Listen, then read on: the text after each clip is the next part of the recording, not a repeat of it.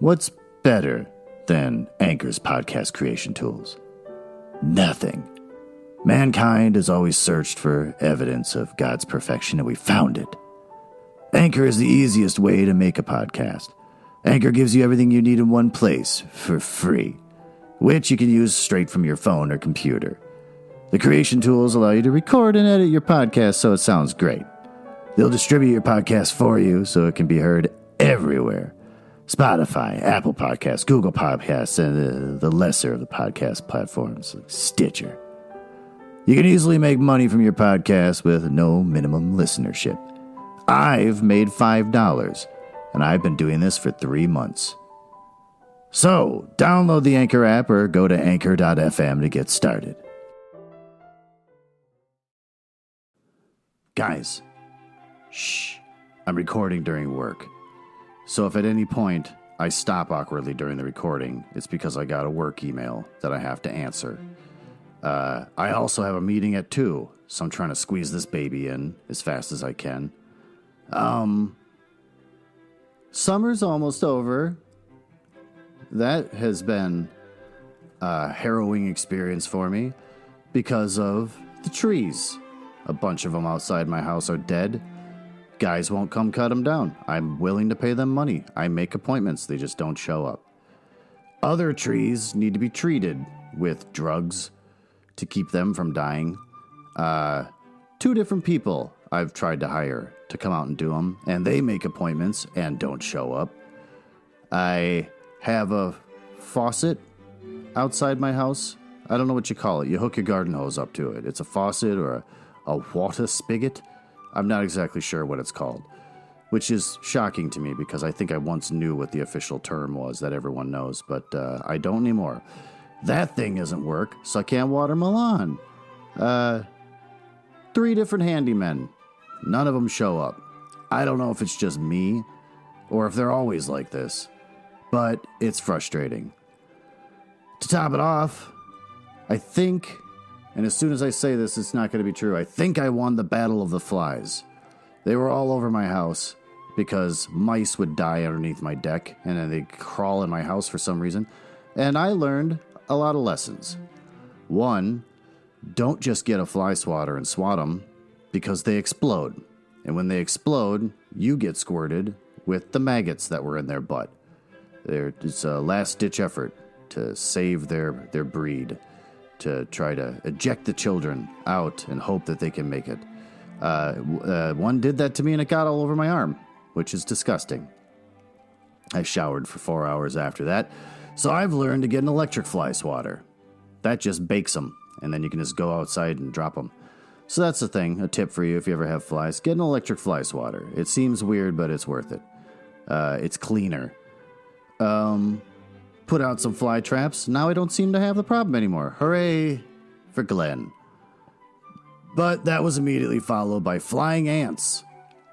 Oh, they're breeding and they're all over my living room. So that's frustrating. Trying to figure out how to get them to go away. I think I solved the problem and then I saw like 5 of them last night. So that's annoying. They're tiny. They're almost adorable. But they're still there. So, home ownership has made this an endless summer in the worst possible way. In other news, I finished The Iron Heel, which was good because I did not like that book. Trying to decide what I'm going to read next, I'm just going to read a short story today by Franz Kafka called The Metamorphosis.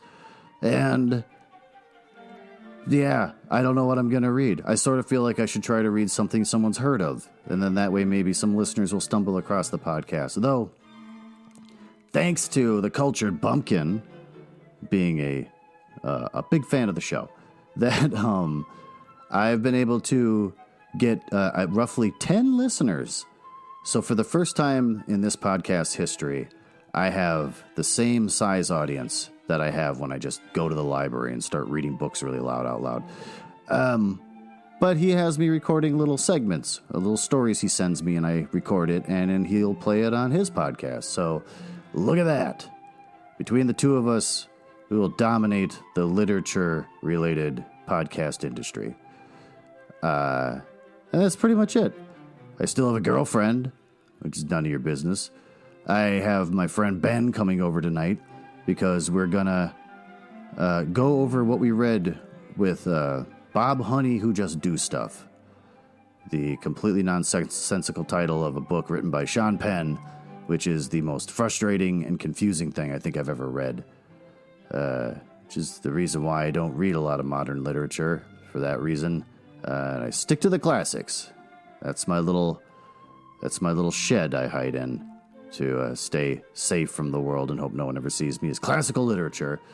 So, let's begin reading the first in 3 parts of the Metamorphosis by Franz Kafka. Also, there may or may not be inappropriate content for kids or really sensitive adults. It's public domain books for the most part that I'm reading, so I think it's probably pretty safe, and you probably shouldn't worry about it. But I don't read any of this stuff before I start doing the podcast, so I'm kind of learning about the book as you do. And if anything really cool happens that's sexual in nature or involves a lot of swearing, I'm going to be pretty impressed, just like you, and maybe your kid in the back seat. And with that, enjoy this episode of Leaves of Glen. I am Glenn Nuzzles. So before we dive into The Metamorphosis by Franz Kafka, the first Franz Kafka I've ever read, and I'm actually a big fan of his writing. He has, besides his major works, a lot of short stories that are pretty amazing and disturbing. But from Wikipedia, never try to look up anything on Britannica.com because they want you to pay for it. On Wikipedia, it says that Franz Kafka was born on the 3rd of July, 1883, and died on the 3rd of June, 1924. Pretty creepy. He was a German-speaking Bohemian novelist and short story writer, widely regarded as one of the major figures of 20th century literature. I'm just reading this straight from Wikipedia. His work, which fuses elements of realism and the fantastic, typically features isolated protagonists facing bizarre and surrealistic predicaments and inconceivable socio-bureaucratic powers, and has been interpreted as exploring themes of alienation, existential anxiety, guilt, and absurdity. His best-known works include Die Verwandlung, The Metamorphosis, and I'll skip the German, The Trial, and The Castle. The term Kafkaesque has entered the English language to describe situations like those found in his writing. So there you go. One little tidbit I know about him personally is that he wrote when he wasn't at work. So he'd stay up really late at night writing stories and stuff. And I believe he tried to publish some of his stories, and he was mildly successful. But he, for the most part, died as a poor man. Or not famous, anyways, and became famous after his death, but a humble man, which I'm a big fan of. So with that, let's read the first chapter of The Metamorphosis. Chapter 1. One morning, as Gregor Samsa was waking up from anxious dreams, he discovered that in bed he had been changed into a monstrous vermin. He lay on his armor-hard back and saw, as he lifted his head up a little, his brown, arched abdomen, divided up into rigid, bow-like sections.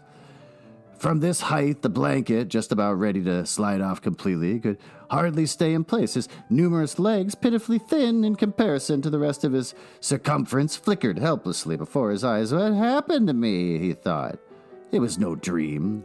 His room, a proper room for a human being, only somewhat too small, lay quietly between the 4 well-known walls. Above the table, on which an unpacked collection of sample cloth goods were spread out, Samsa was a traveling salesman.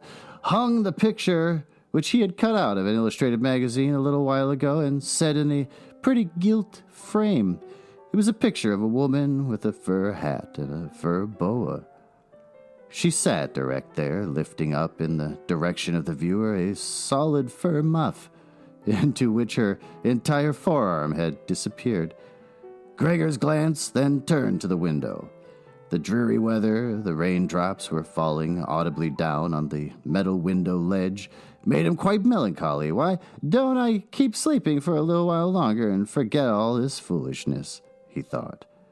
But this was entirely impractical, for he was used to sleeping on his right side, and in his present state he couldn't get himself into position. No matter how hard he threw himself into his right side, he always rolled back onto his back.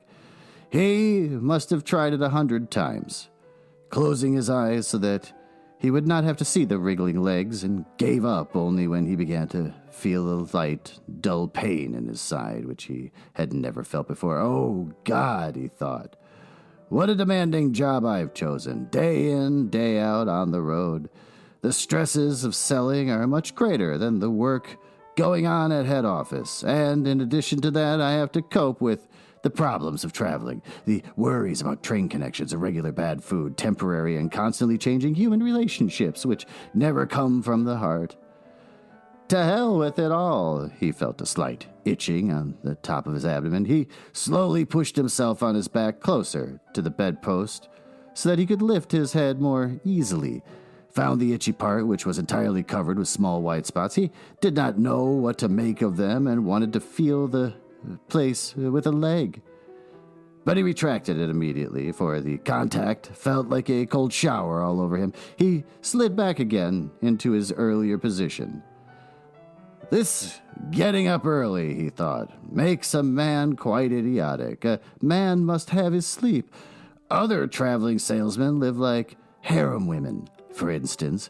When I come back to the inn during the course of the morning to write up necessary orders, these gentlemen are just sitting down to breakfast. If I were to try that with my boss, I'd be thrown out on the spot. Still, who knows whether that mightn't be good for me. If I didn't hold back for my parents' sake, I'd have quit ages ago. I would have gone to the boss and told him just what I think from the bottom of my heart. He would have fallen right off his desk, exclamation point. How weird is it to sit up at that desk and talk down to the employee from way up there? The boss has trouble hearing, so the employee has to step up quite close to him. Anyway, I haven't completely given up hope yet. Once I've got together the money to pay off my parents' debt to him, that should take another 5 or 6 years, I'll do it for sure. Then I'll make the big break. In any case, right now I have to get up. My train leaves at 5 o'clock. He looked over at the alarm clock ticking away by the chest of drawers. Good God, he thought. It was 6:30, and the hands were going quietly on. It was past the half hour, already nearly 1:45. Could the alarm have failed to ring? One saw from the bed that it was properly set for 4 o'clock. Certainly it had rung, yes. But was it possible to sleep through that noise which made the furniture shake? Now, it's true, he'd not slept quietly, but evidently he'd slept all the more deeply. Still, what should he do now? The next train left at 7 o'clock. To catch that one, he would have to go in a mad rush. The sample collection wasn't packed up yet. He really didn't feel particularly fresh and active, and even if he caught the train, there was no avoiding a blow-up with the boss, because the firm's errand boy would have waited for the 5 o'clock train and reported the news of his absence long ago. It was the boss's minion, without a backbone or intelligence. Well then, what if he reported in sick? But that would be extremely embarrassing and suspicious, because during his 5 years since Gregor hadn't been sick even once, the boss would certainly have come with the doctor from the health insurance company and would reproach his parents for their lazy son and cut short all objections with the insurance doctor's comments. For him, everyone was completely healthy, but really lazy about work. And besides, would the doctor in this case be totally wrong? Apart from a really excessive drowsiness after the long sleep, Gregor in fact felt quite well and even had a really strong appetite. As he was thinking all this over in the greatest haste, without being able to make the decision to get out of bed, the alarm clock was indicating exactly 7:15. There was a cautious knock on the door by the head of the bed. "Gregor," a voice called. It was his mother. "It's 7:15. Don't you want to be on your way?" The soft voice. Gregor was startled when he heard his voice answering. It was clearly and unmistakably his earlier voice, but in it was intermingled, as if from below, an irrepressibly painful squeaking, which left the words positively distinct only in the first moment and distorted them in the reverberations, so that one didn't know if one had heard correctly. Gregor wanted to answer in detail and explain everything, but in this circumstances he confined himself to saying, yes, thank you, Mother, I'm getting up right away. Because of the wooden door, the change in Gregor's voice was not really noticeable outside, so his mother calmed down with his explanation and shuffled off. However, as a result of the short conversation, the other family members became aware that Gregor was unexpectedly still at home, and already his father was knocking on the side door, weakly, but with his fist. Gregor, he called out, what's going on? And after a short while, he urged him on again in a deeper voice. Gregor! At the other side of the door, however, his sister knocked lightly. Gregor, are you all right? Do you need anything? Gregor directed answers in both directions. I'll be ready right away. He made an effort with the most careful articulation and by inserting long pauses between individual words to remove everything remarkable from his voice. His father turned back to his breakfast. However, the sister whispered, Gregor, open the door, I beg you. Gregor had no intention of opening the door, but congratulated himself on his precaution, acquired from traveling, of locking all doors during the night, even at home. First, he wanted to stand up quietly and undisturbed, get dressed, above all have breakfast, and only then consider further action, for he noticed this clearly. By thinking things over in bed, he would not reach a reasonable conclusion. He remembered that he had already often felt a light pain or other in bed, perhaps the result of an awkward laying position, which later turned out to be purely imaginary when he stood up, and he was eager to see how his present fantasies would gradually dissipate. That the change in his voice was nothing other than the onset of a real chill, an occupational illness of commercial travelers. Of that he had not the slightest doubt. It was very easy to throw aside the blanket. He needed only to push himself up a little, and it fell by itself.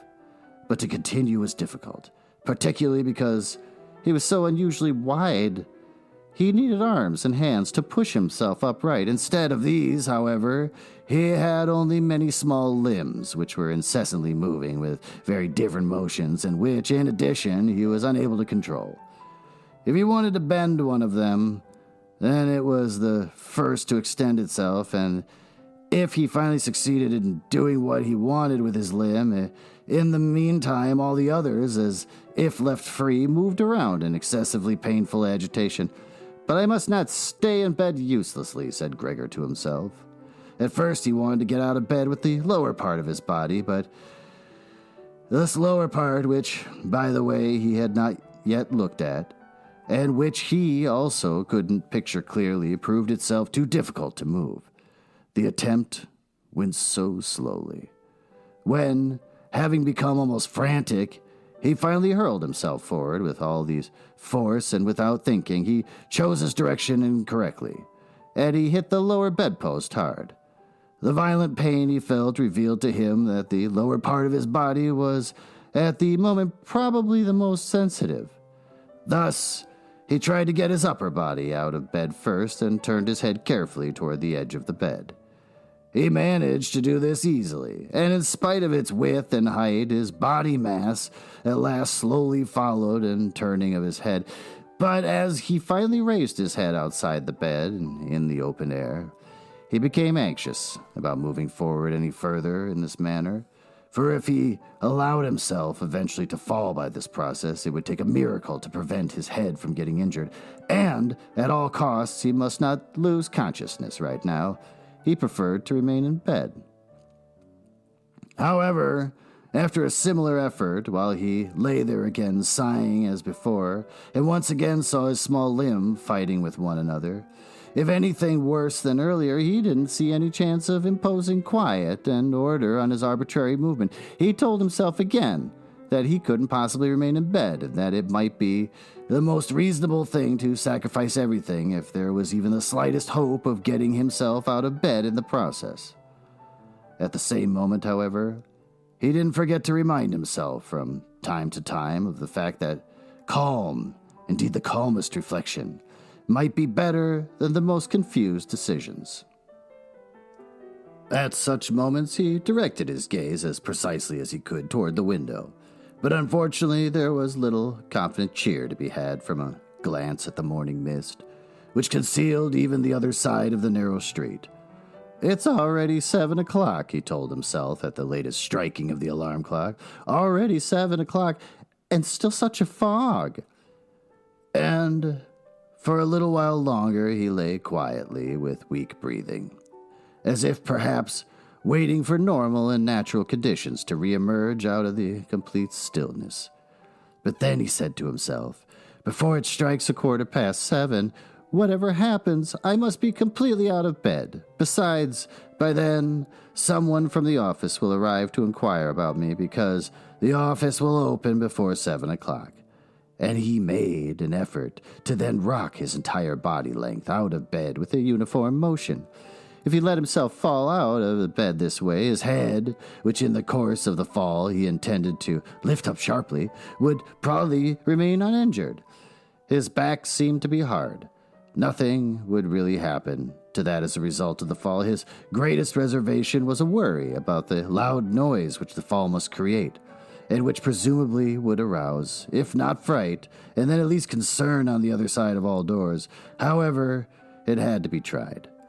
As Gregor was in the process of lifting himself half out of bed, the new method was more of a game than an effort. He needed only to rock with a constant rhythm. It struck him how easy all this would be if someone were to come to his aid. Two strong people, he thought, of his father and the servant girl, would have been quite sufficient. They would have only had to push their arms under his arched back to get him out of bed, to bend down with their load, and to merely exercise patience and care that he completed the flip onto the floor, where his diminutive legs would then be, he hoped, acquire a purpose. Now, quite apart from the fact that the doors were locked, should he really call out for help? In spite of all his distress, he was unable to suppress a smile at the idea. He had already got to the point where, by rocking more strongly, he maintained his equilibrium with difficulty, and very soon he would finally have to decide, for in 5 minutes it would be 7:15. Then there was a ring at the door of the apartment. That's someone from the office, he told himself, and he almost froze while his small limbs only danced around all the faster. For one moment everything remained still. "They aren't opening," Gregor said to himself, caught up in some absurd hope. But of course then, as usual, the servant girl with her firm tread went to the door and opened it. Gregor needed to hear only the first word of the visitor's greeting to recognize immediately who it was. The manager himself. Why was Gregor the only one condemned to work at a firm where, at the slightest lapse, someone immediately attracted the greatest suspicion? That's actually underlined by 17 highlighters on the Kindle, so that apparently meant something. Were all the employees then collectively, one and all, scoundrels? Among them, there was then no truly devoted person who, if he failed to use just a couple of hours in the morning for office work, would become abnormal from pangs of conscience, and really be in no state to get out of bed? Was it really not enough to let an apprentice make inquiries? If such questioning was even necessary, must the manager himself come, and in the process must it be demonstrated to the entire innocent family that the investigation of his suspicious circumstance would be entrusted only to the intelligence of the manager? And more as a consequence of the excited state in which the idea put Gregor than as a result of an actual decision, he swung himself with all his might out of bed. There was a loud thud, but not a real crash. The fall was absorbed somewhat by the carpet, and in addition, his back was more elastic than Gregor had thought. For what reason, the dull noise was not quite so conspicuous. But he had not held up his head up with sufficient care, and he hit it. He turned his head, irritated and in pain, and rubbed it on the carpet. Something had fallen in there, said the manager in the next room on the left. Gregor tried to imagine himself whether anything similar to what was happening to him today could have also happened at some point to the manager. At least one had to concede the possibility of such a thing. However, as if to give a rough answer to this question, the manager, now with the squeak of his polished boots, took a few determined steps in the next room. From the neighboring room on the right, the sister was whispering to inform Gregor. "Gregor, the manager is here." "I know," said Gregor to himself, but he did not dare make his voice loud enough so that his sister could hear. "Gregor," his father now said from the neighboring room on the left, "Mr. Manager has come and is asking why you have not left on the early train. We don't know what we should tell him. Besides, he also wants to speak to you personally, so please open the door.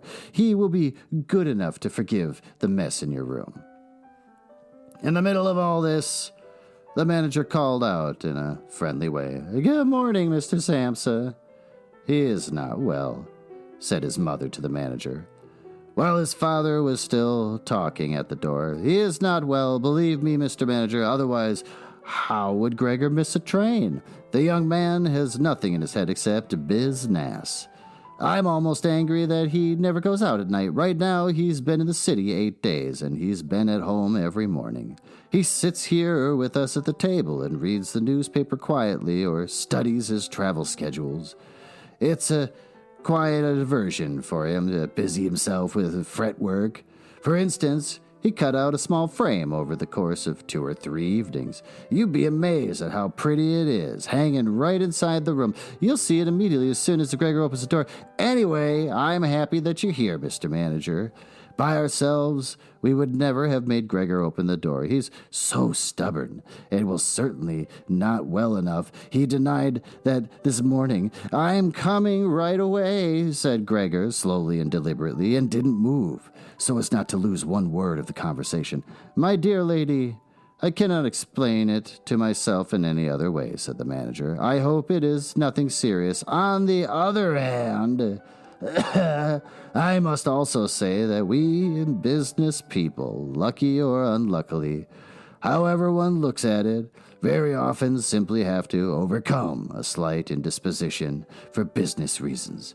So, can Mr. Manager come in to see you now? Asked his father impatiently and knocked once again on the door. No, said Gregor in the neighboring room.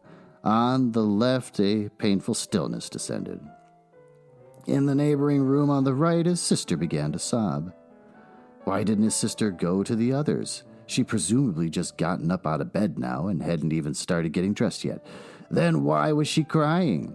Because he wasn't getting up and wasn't letting the manager in, because he was in danger of losing his position, and because then his boss would badger his parents once again with old demands.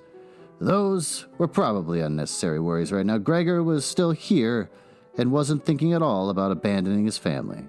At the moment, he was lying right there on the carpet, and no one who knew about his condition would have seriously demanded that he let the manager in. But Gregor wouldn't be casually dismissed right away because of this small discourtesy, for which he would find an easy and suitable excuse later on. It seemed to Gregor that it might be far more reasonable to leave him in peace at the moment, instead of disturbing him with crying and conversation. But it was the very uncertainty which distressed the others and excused their behavior. Mr. Samsa, the manager was now shouting, his voice raised. What's the matter? You're barricading yourself in your room. Answer with only a yes and a no. Are making serious and unnecessary troubles for your parents and neglecting, I mentioned this only incidentally, your commercial duties in a truly unheard of manner. I am speaking here in the name of your parents and your employer, and I am requesting you in all seriousness for an immediate and clear explanation. I am amazed. I thought I knew you as a calm, reasonable person, and now you appear suddenly to want to start parading around in your weird moods. The chief He indicated to me earlier this very day a possible explanation for your neglect. It concerned the collection of cash entrusted to you a short while ago. But in truth, I almost gave him my word of honor that this explanation could not be correct. However, now I see here your unimaginable pig-headedness, and I am totally losing my desire to speak up for you in the slightest. And your position is not at all the most secure. Originally, I intended to mention all this to you privately, but since you are letting me waste my time here uselessly, I don't know why the matter shouldn't come to the attention of your parents. Your productivity has also been very unsatisfactory recently. Of course, it's not the time of year to conduct exceptional business, we recognize that, but a time of year for conducting no business. There is no such thing at all, Mr. Samsa, and such a thing must never be. But Mr. Manager, called Gregor, beside himself, and in his agitation forgetting everything else, I'm opening the door immediately. This very moment, a slight indisposition, a dizzy spell has prevented me from getting up. I'm still laying in bed right now, but I am quite refreshed once again. I'm in the midst of getting out of bed.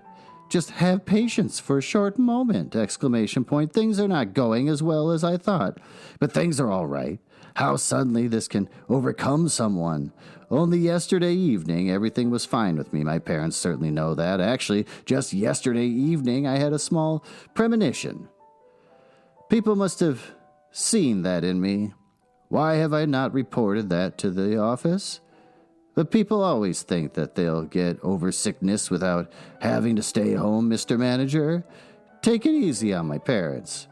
There is really no basis for the criticisms which you are now making against me, and really, nobody has said a word to me about that. Perhaps you have not read the latest orders which I have shipped. Besides, now I'm getting out of on my trip on the 8 o'clock train. The few hours' rest have made me stronger, Mr. Manager. Do not stay. I will be at the office in person right away. Please have the goodness to say that and to convey my respects to the chief. While Gregor was quickly blurting all this out, hardly aware of what he was saying, he had moved close to the chest of drawers without effort, probably as a result of the practice he had already had in bed, and now he was trying to raise himself up on it. Actually, he wanted to open the door. He really wanted to let himself be seen and to speak with the manager. He was keen to witness what the others, now asking him, would say when they saw him. If they were startled, then Gregor had no more responsibility and could be calm.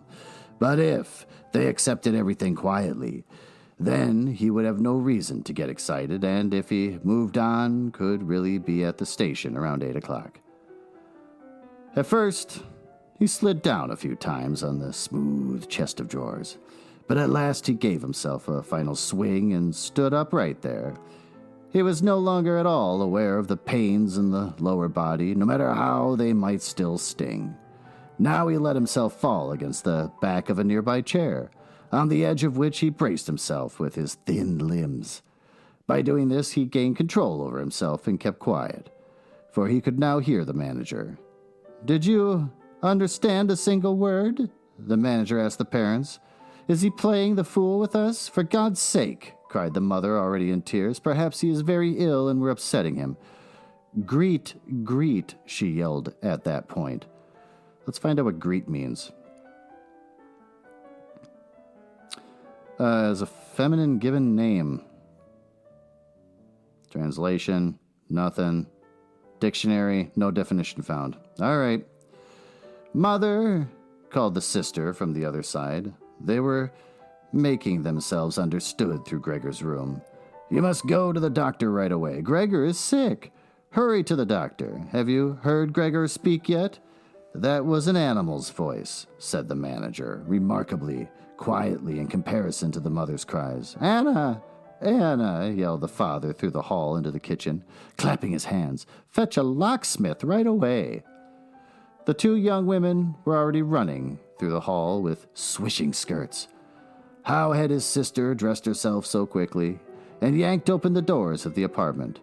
One couldn't hear the doors closing at all. They probably had left them open, as is customary in an apartment where huge misfortune had taken place. However, Gregor had become much calmer. All right. The people did not understand his words anymore, although they seemed clear enough to him, clearer than previously, perhaps because his ears had gotten used to them. But at least people now thought that things were not all right with him, and they were prepared to help him. The confidence and assurance with which the first arrangements had been carried out made him feel good. He felt himself included once again in the circle of humanity, and was expecting from both the doctor and the locksmith, without differentiating between them with any real precision, splendid and surprising results. In order to get as clear a voice as possible for the critical conversation which was imminent, he coughed a little, and certainly took the trouble to do this in a really subdued way. Since it was possible that even this noise sounded like something different from a human cough, he no longer trusted himself to decide anymore.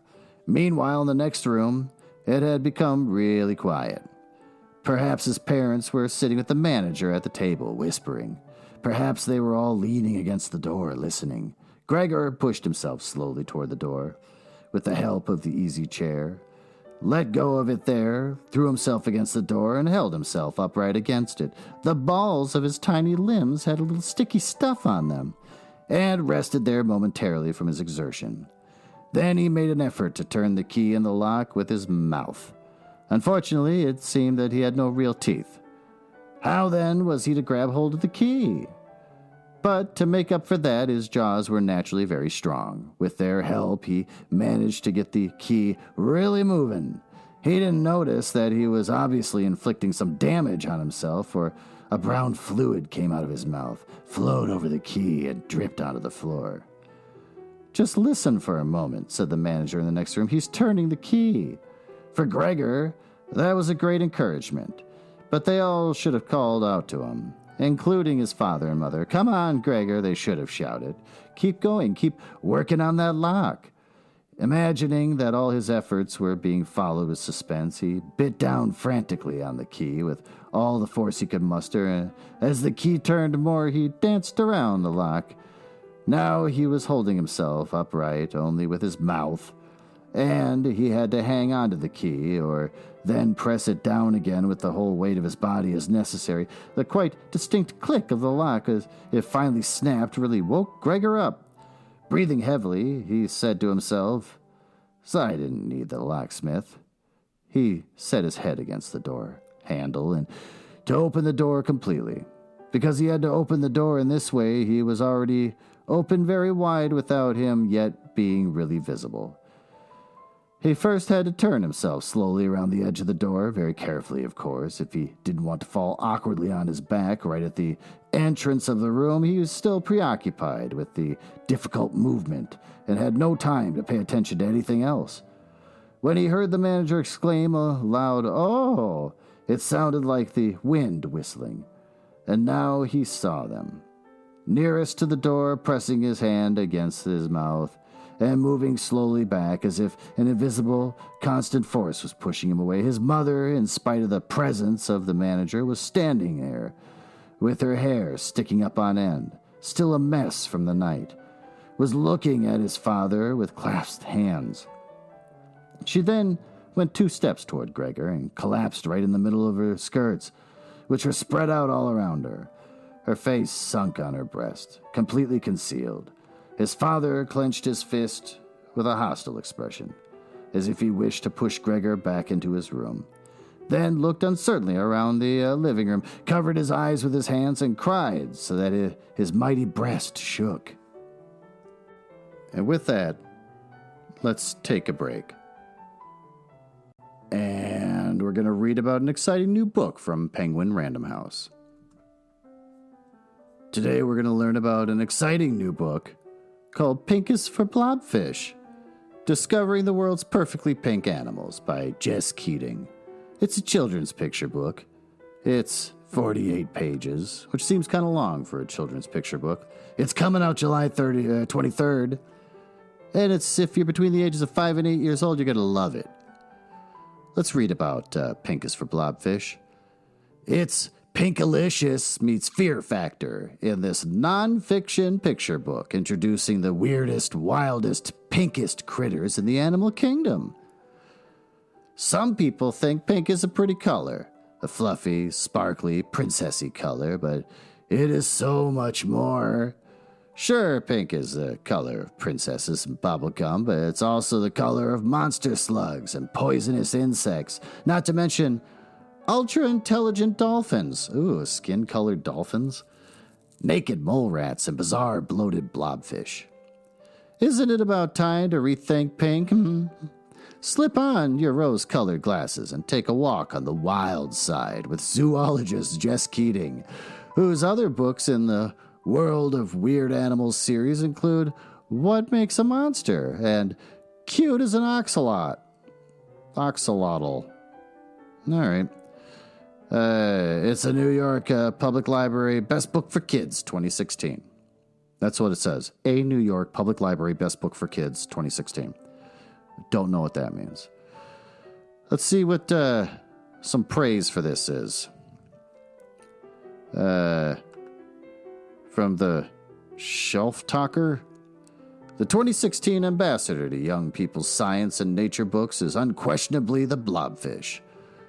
Booklist says the comical tone makes this particularly inviting, and DeGrand's cartoonish illustrations only add to the fun. A playful introduction to the kookier corners of the animal kingdom. Publishers Weekly says readers will never look at pink the same way. Keating maintains a casual tone while delivering intriguing details about each animal. The Bulletin says Bratz, Monster High, and their ilk have recently demonstrated that how much attitude pink can pack. But nature has been on to this fact for quite a while. Keating rattles off 17 creatures from land, sea, and air whose coloration punches a hole in Pink's girly girl image. And shelf awareness. Pink is for bubblegum and ballet slippers, sure. But it's also for blobfish, pink-toed tarantulas, pink seahorses, Amazon River dolphins, etc. A map and glossary are the pink icing on the pink cake. It's clearly time to rethink pink, people.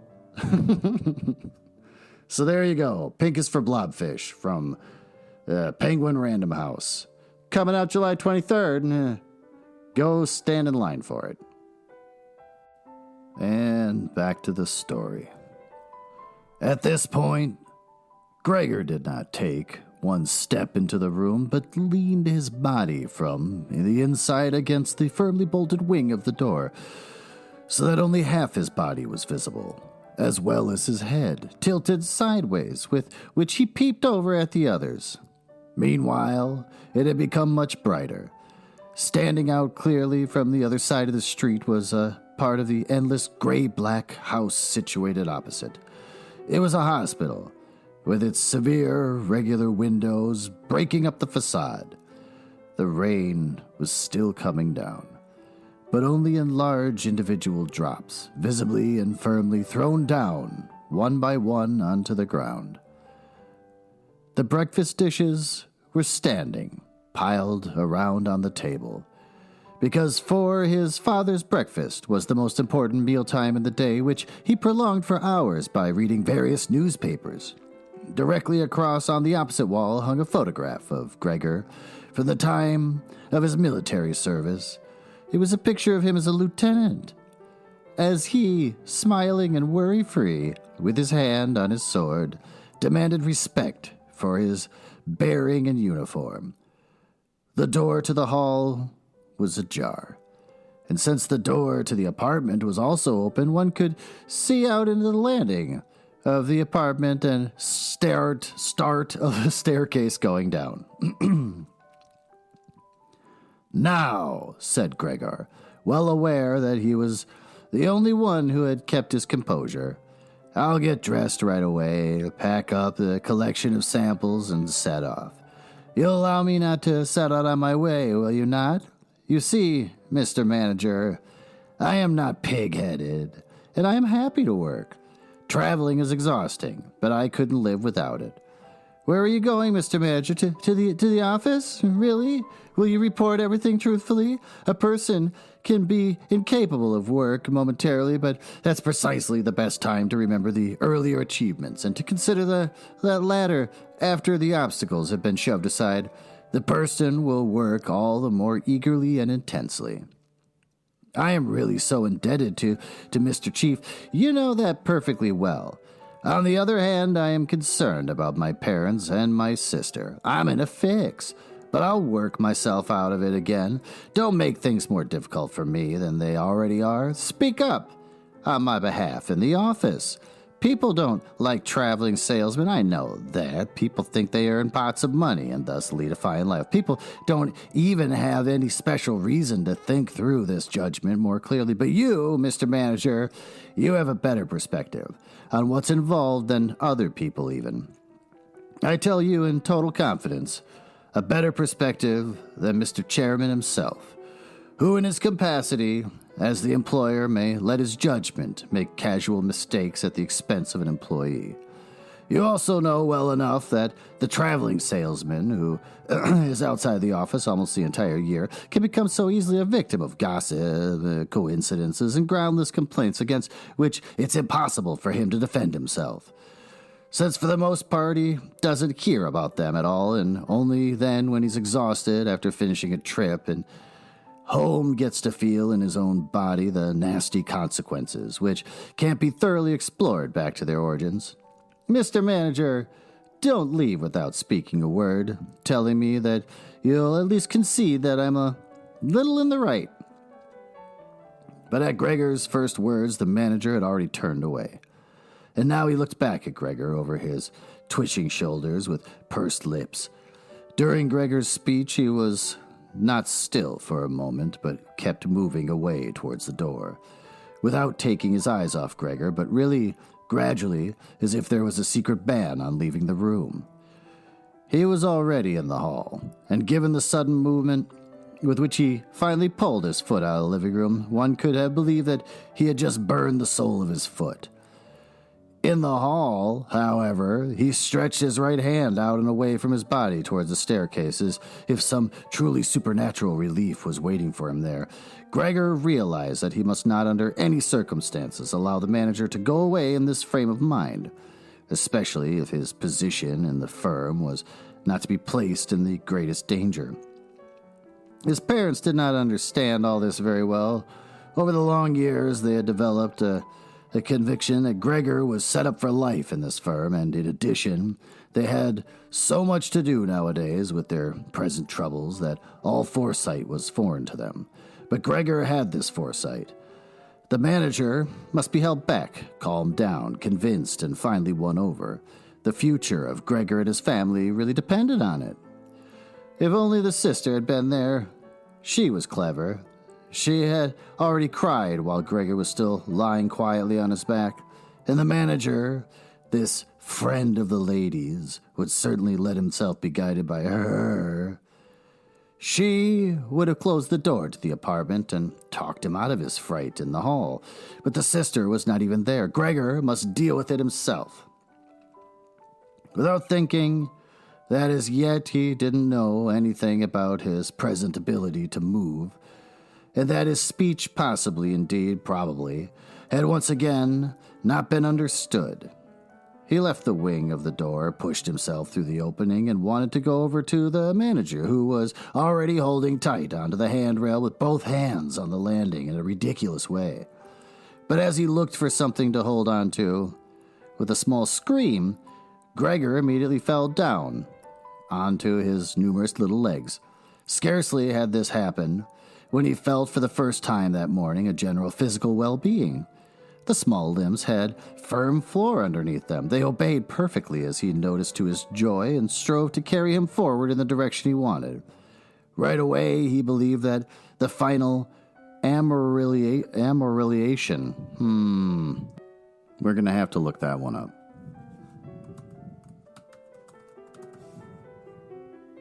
Amelioration. Amelioration. Of all his suffering was immediately at hand. But at the very moment when he lay on the floor, rocking in a restrained manner, quite close and directly across from his mother, who had apparently totally sunk into herself, she suddenly sprang up, with her arms spread far apart and her fingers extended, and cried out, "Help! For God's sake, help!" She held her head bowed down as if she wanted to view Gregor better, but ran senselessly back, contradicting that gesture, forgetting that behind her stood the table with all the dishes on it. When she reached the table, she sat down heavily on it as if absent-mindedly, and did not appear to notice at all that next to her coffee was pouring out onto the carpet in a full stream from the large, overturned container. Mother, said Gregor quietly, and looked over toward her. The manager momentarily had disappeared completely from his mind. At the sight of the flowing coffee, Gregor couldn't stop himself snapping his jaws in the air a few times. At that, his mother screamed all over again, hurried from the table, and collapsed into the arms of his father, who was rushing toward her. But Gregor had no time right now for his parents.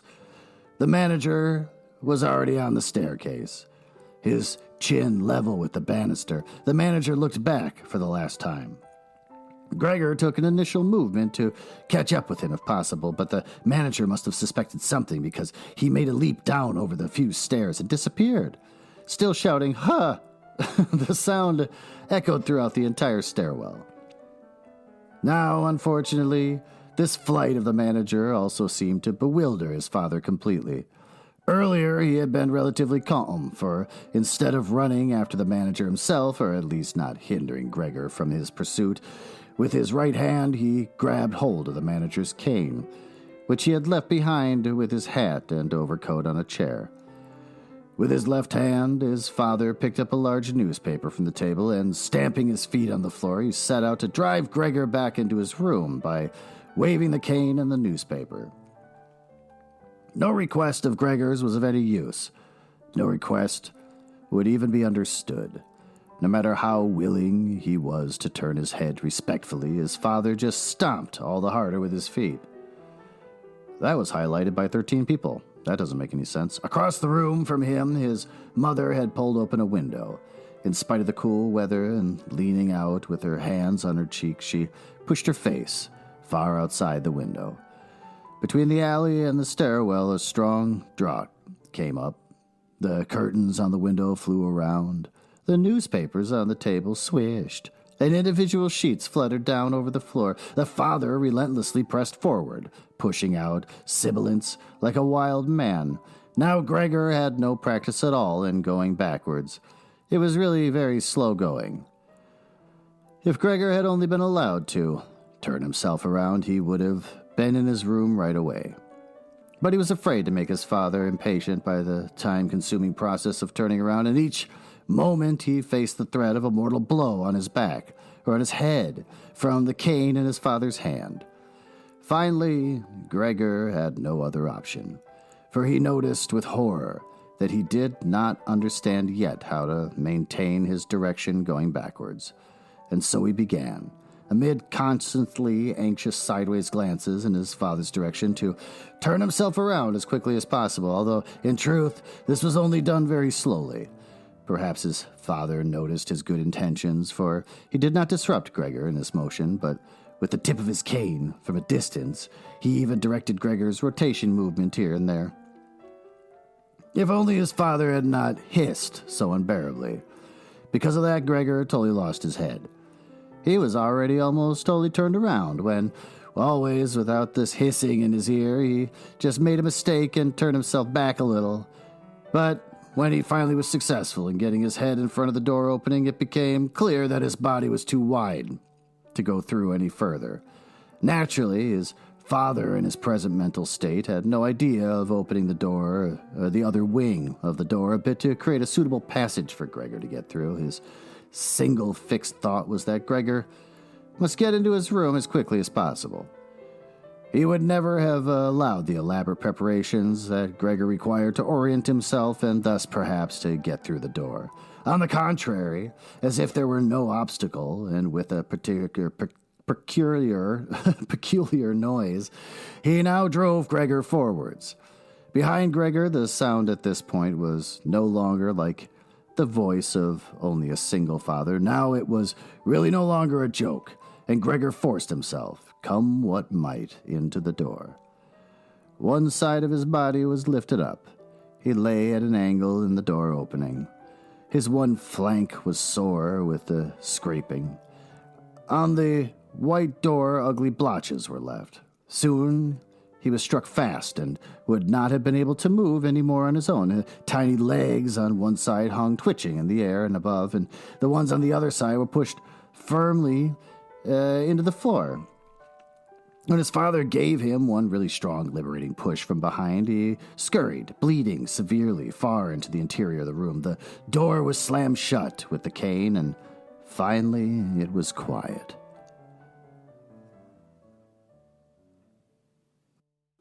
And that's it for Chapter 1 of The Metamorphosis by Franz Kafka.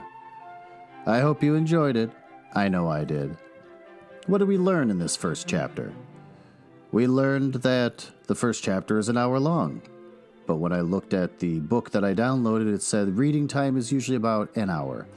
So that was a lie. We learned that Gregor can wake up as a giant insect and not be thoroughly disgusted with himself. I speak from experience as of spending a summer fighting various insects, that waking up as a giant beetle thing I would never stop throwing up. But he's fine, and he just keeps thinking about work. We also learned that back then, in the 1930s, that your boss will just come to your house if you're late. He wasn't even on the train yet. Like the train hadn't left. He just hadn't got to it yet, and the boss was already there. We learned that the family doesn't know that it's Gregor, and they're freaking out. And that when you have a bug mouth, you speak in high-pitched chirps and squeals. So that's disgusting. So I hope you enjoyed it, and we'll tune in for the next chapter